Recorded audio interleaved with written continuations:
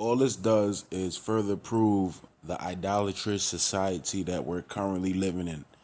And it also proves that the spiritual potency of the black man is unmatched. Baptisms, miracles taking place, and revivals at site where George Floyd died, Christian group says.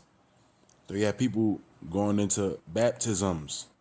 And this practice is pagan in and of itself. When it comes to Yahushua, who was baptized, that was set aside from what it actually means in regards to how we know it today. But baptism is a pagan practice. But when it comes to what we see here, and just in general in this world, based off of the phenomena, we can't be surprised no more. I mean, all the shit that we done experienced in this life that we've been enamored by or astonished by, it's at a point where we can't be surprised by anything no more. Like, you could see somebody walking around with 4 legs. I won't be fucking surprised. Like every single day, I see some inkling of weird shit, whether it be small or big. It's some level of weird shit that you see every single day. Think about it. I mean, especially if you live in New York or New Jersey. Every day. It's not gonna be one day where you don't see it. If you don't see it, then you gotta question, like, what's going on? Like, what's happening? Every day you're gonna see some weird shit. Whether you see it in person or you come across it online. Every day, for the rest of your natural life, you're going to see some weird shit. It's just gonna happen. But yeah, man, in these days, man, we just gotta stay vigilant and understand the vibration of this world and the fact that it's getting worse. It's just getting worse. And it's not just getting worse in a way where we see these obscene things taking over, but it's getting worse in a sense that we identify it more. Like, it's easy to see. And I guess you could say that that's a good thing in a sense. But the reason why I'm saying it's getting worse is because it's like the sand drain out of the hourglass. So things are becoming more and more heightened when it comes to Luciferianism, when it comes to the demon that upholds these people. Just living a wicked ass world, brothers. A wicked, wicked, wicked, wicked world. And you know, it's just crazy, man.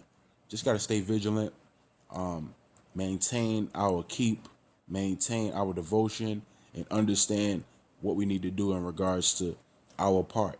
And it's simple. We already know it's simple. Just gotta endure and follow the commandments to the best of our ability. Pray more than 7, 8 times a day. And, you know, keep the Heavenly Father on your mind. Keep the Heavenly Father in your heart. You know, whatever you want to use, whatever term you want to use, just maintain that devotion that you have, that connection that you have with the Heavenly Father to the best of your ability by doing the necessary things.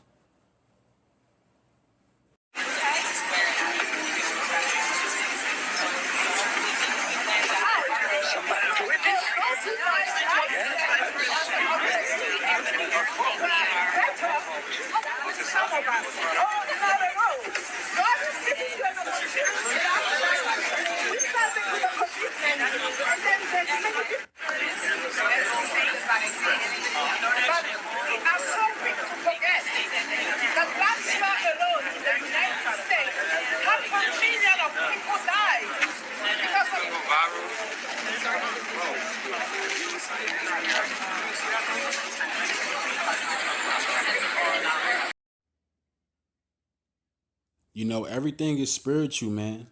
Everything is spiritual. These people may not understand it, but they doing God's work. They vandalizing this statue, and they don't even understand why they really doing it. Or they probably have a reason for it, but it's most likely don't have nothing to do with the Heavenly Father. I mean, somebody probably a Christian there, and they probably like, nah, this is not right. When you see a fucking George Floyd statue, it just shouldn't sit well with you, man. Like, who is this? What did he do? What the fuck did he do? He was dysfunctional. Just being real. Like, they don't care about the people that's actually doing something for their families, that's raising their children and rearing them up to be the best, you know, man that they can be or best woman that they can be when it comes to a father raising his kids and working a 9 to 5 and doing what he got to do to maintain himself and trying to get to a point where he can be successful. They don't really care about those people. They only care about dysfunctional blacks. That's all they care about. They don't care about the person that's trying to make himself better, that's trying to improve upon himself. They only care about fuck ups like a George Floyd. And I'm not trying to demean the brother in any way, but when it comes to how he was depicted and his background, he was dysfunctional. But this person has a fucking statue. Now, obviously, it's not justified when it comes to somebody having a statue, but at least have an upstanding person there. Why the fuck you got a George Floyd statue? That's how you know that we live in these last days, because they got fucking statues of dysfunctional people, and they got statues, period. Statues just in and of itself is wrong. But when you get a statue of a George Floyd, like what is this? What's going on?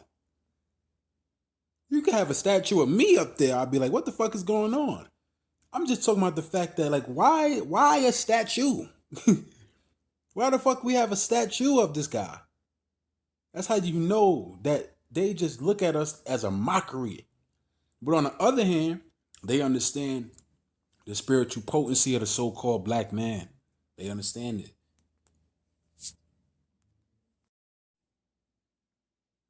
Leviticus chapter 19 and verse 4, where it says, "Turn ye not unto idols, nor make to yourselves molten gods. I am the Lord your power. Turn ye not unto idols, nor make to yourselves molten powers. I am the Lord your power." So the Most High, who was talking to Israel, because he only gave Israel that covenant, pretty much emphasized the understanding of what it means to love and give your all to the Heavenly Father and not unto anything before him. Because if you do so, then that becomes your God. Anything. And I'm sure we all dealt with things like this when it comes to putting other things on a pedestal, to the point where sometimes we don't even realize that, we setting this thing up as a God. I remember I had trouble with this before when it comes to weed smoking and whatnot. I was looking at it like, yo, listen, like, I'm putting this before the Heavenly Father. Like, this is becoming my God. This is idolatry. I have to stop this. So it's important for us to put things in proper perspective in these last days. Okay, so we're in the book of Colossians chapter 3, starting at verse 1, where it says, "If ye then be risen with Yahushua HaMashiach, aka Christ, seek those things which are above, where Yahushua sitteth on the right hand of the Heavenly Father." So we already understand, pursuant to Isaiah 45 and 7, that the Most High controls all things, the left and the right, the good and the bad. The Most High controls everything. "I, the Lord, do all these things," pursuant to Isaiah 45 and 7. So it's important for us to understand when it comes to the right hand, obviously, that's Yahushua HaMashiach and the angels, and the left hand is Satan and the angels. The term Lucifer literally means enlightenment, and we have to understand the dual aspect of these words instead of limiting the words to the point where we just get caught up in the word itself and think that, okay, it's evil, it's bad when we hear the word Lucifer. The term Lucifer just means enlightenment.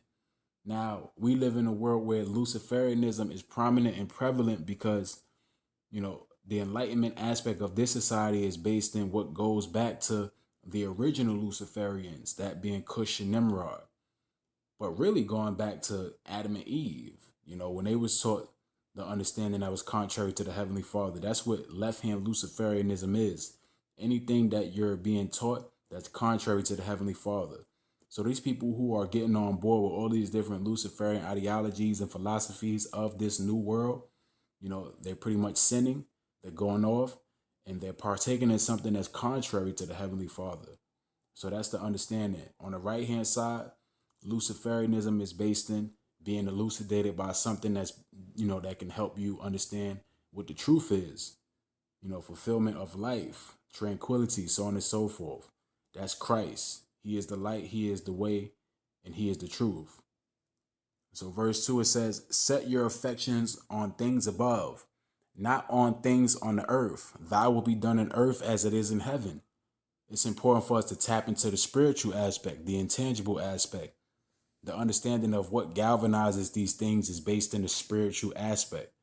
When it comes to what we know about the Heavenly Father and his men, the people that he set up, his ordinance, his power, you know, the understanding of the standard that is aligned with the Heavenly Father when it comes to the people that he chose and the covenant that he gave them.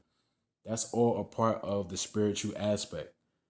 Just maintaining that level of knowledge, just maintaining that, that devotion, that alignment, with every day continue to earn your keep, or more so just, following the words, the tenets, keeping the commandments, all that stuff is based in tapping into the scriptures, or tapping into the spirit rather. The understanding of maintaining that spiritual alignment, spiritual understanding, doing things that's of the spirit, identifying with certain people based off of trying them, that's all spiritual. Or more so, vetting people, that's spiritual.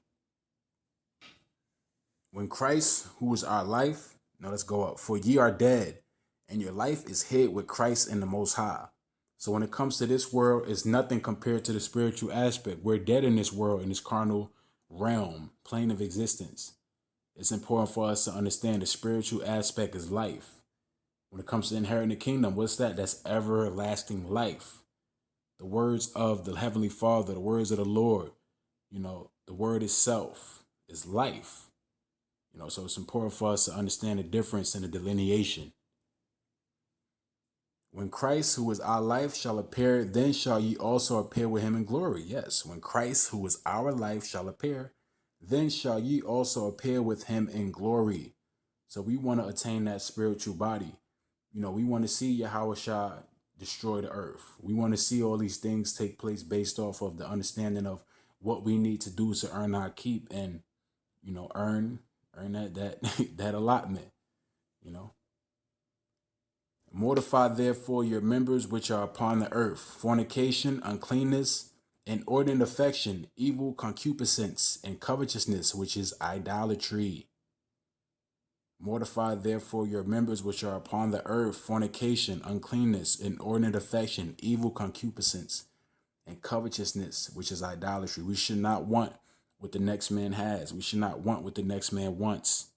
It's important for us to put things in proper perspective when it comes to, this vanity, the material aspect of this world, this vain world, this carnal world, where everything is just pretty much pushed to us and it's augmented to the point where it's like a lot of people lose sight of, the valuable things of life, especially when it comes to things that are intangible, things that you can't touch, but you understand the importance of it.